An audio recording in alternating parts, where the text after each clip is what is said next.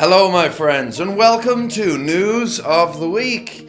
Today we're going to be talking about Joe Biden's fucking demented brain. You know, the public have decided to accept the fact that he's senile after 3 years of him being senile. I continue to think we have to make fundamental changes in civil rights, and those civil rights, by the way, include not just only African Americans, but the LGBT community. He wants to get rid of the ability of Medicare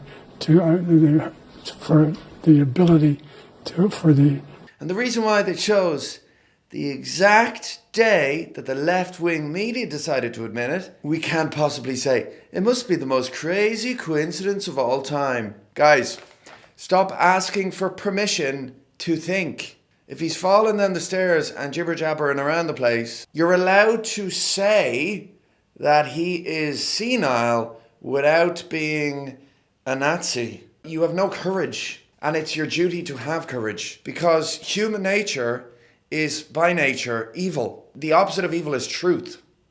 Tell the truth. Tell the truth of what you think. You don't even have to agree with me, but you knew he was senile. You know, it's like the Irish government the other week going, oh, actually, there's too many asylum seekers, we're going to deport some of them are kind of fraudulent. Oh, great, so the Irish government are now far right, after calling their people far right for fucking 3 years. And the other thing these people, 99% of the population, likely you, are blessed with is the shortest term memory of all time. Like, you can't remember lying for 3 years that Joe Biden wasn't senile. That shit is going to give you, like, diseases. Like, living in deceit will give you, it's going to stress you out. You're going to get stomach ulcers and, like, heart disease. You're going to die.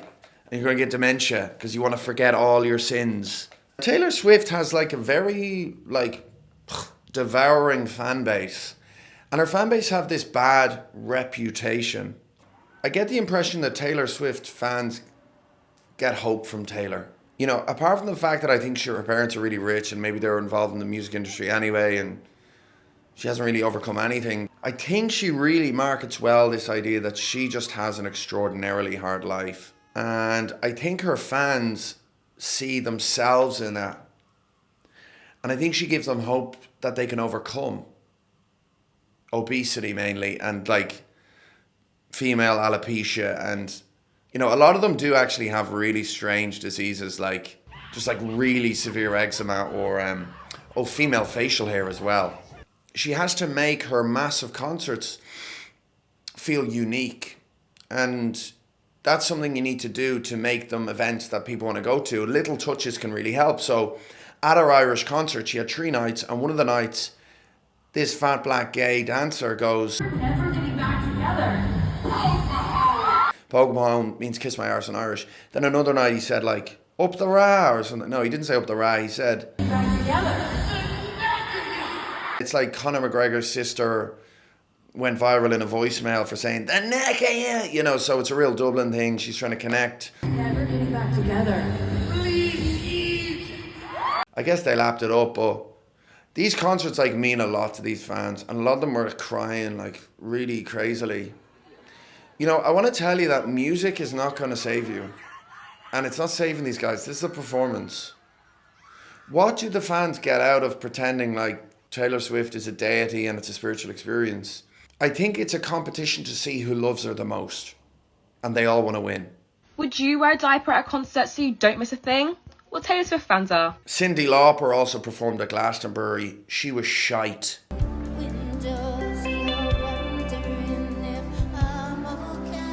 The people in the audience are being nice to her because she's this old fucking institution. Imagine you have this bar that you went to in your 20s and then you go in your 40s when you come back to Ireland, and, like, the paint's beating off the walls and it smells like piss and shit and there's homeless people living in there, and you go, oh, it's just like I remember, because you feel bad, you know?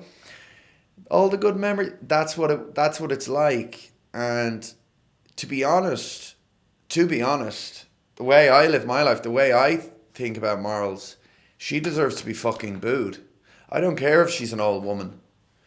She's old enough to know better. Another band at Glastonbury, by the way, there's some punk band. I have no interest in rock music anymore. I think their name used to be Slaves, and they've changed it to like Soft Play or Cold Play or Soft Cell or something out of offensiveness to slaves. And it's like, they're a punk band. And obviously the irony is just so obvious. Obviously I don't even want to say it, but it's like, wow, that is completely cringe. Whatever happened to, no, fuck you, fuck off. Like, why are the youth getting involved in trying to be virtuous? It's not really their place or role. You're supposed to be unvirtuous. I'm 35, I'm supposed to tut. They like hold themselves accountable, Gen Z. And it's like really fucking weird. I guess people are complaining that longitude is shit. And they're kind of saying that like, oh, look at this lineup from Oxygen '09. Eminem played and Beyonce headlined and fucking the Beatles came back from the dead and whatever. Guys, I was at Oxygen '09. It wasn't that good. Because at the time, Beyonce isn't what she is today. Storytelling makes her so. But people are complaining that these TikTokers, one of them's name's Ben Williams, the other one's name's the protein bar guy, and the other one's the blonde girl Charlene. They were singing at Longitude and people were saying how shit that is. And I kind of guess it is a bit shit in the sense that like, you know, you kind of look at all them and you go, none of them are actual musicians. They're kind of novelty acts. But like Jedward's a novelty act and like Dustin the Turkey. Novelty acts have always existed. But definitely what I would say is social media has kind of lowered the barrier to entry for like talent or anything. I mean, you think about the old days with like a music venue or music label, you would have some guy in a suit who's like done it for 50 years and smoked cigars and like he discovered Elvis and Samantha Mumba, you know what I mean? And he comes in and he's seen it all, done it all, and he like is a gatekeeper, you know. Keeping that gate sometimes isn't always a bad thing. You know, you can have 1 million followers today, and I always think about this with TikTokers and stuff, that they have 1 million followers and they seem to live with their parents still, a lot of them.